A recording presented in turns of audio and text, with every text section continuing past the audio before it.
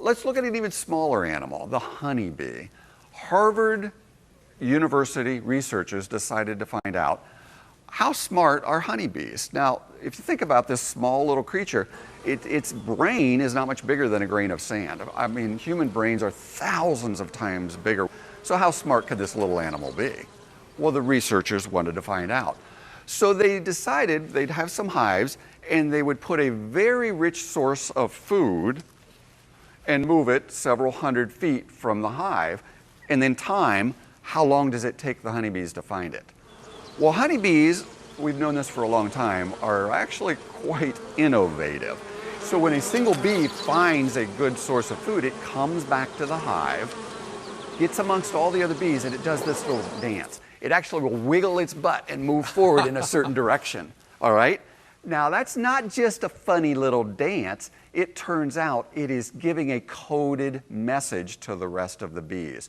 The direction it is traveling while it's wiggling its butt is in an exact reference line to the honeycombs, and the angle tells the rest of the bees which direction to fly in order to find the food.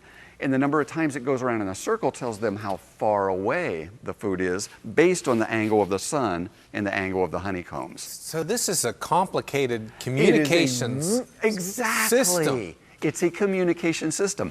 Now, think about this. Suppose this first bee finds the food, comes back to the hive, and starts wiggling its butt. The rest of the bees are thinking, Harold's having an epileptic fit. How do they know what it means? They have no clue what he means. They have no clue. That's right. It had to be programmed into all of them to know this was a way of communicating a message. So the bee that finds the food has to know what to do.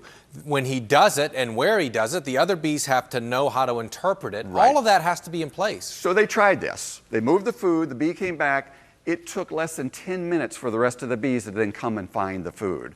So then they moved it another 200 feet away. Again, it took less than 10 minutes. The bees have found the food.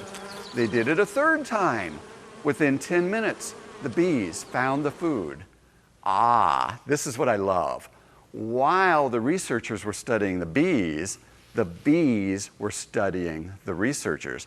Because when they moved the food the fourth time, went to the next spot, the bees were already there waiting for them to come with the food. You're kidding me. These little insects with brains the size of a sand of grain had calculated the pattern, calculated the direction, and preempted the human beings to get to where they were going to go before they even showed up and waited for the food. So nobody's saying that the bees rationally figured this out, but they recognize the pattern. They recognize the pattern. Just as your dog would. And this is supposedly a simple creature, a simple insect.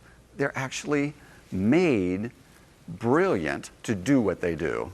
And they can always come back, communicate what direction of the food, how far the food is, the rest of them go. Yep, and then the rest of them come and find it. That because sounds one like found an it first. Extremely creative creature.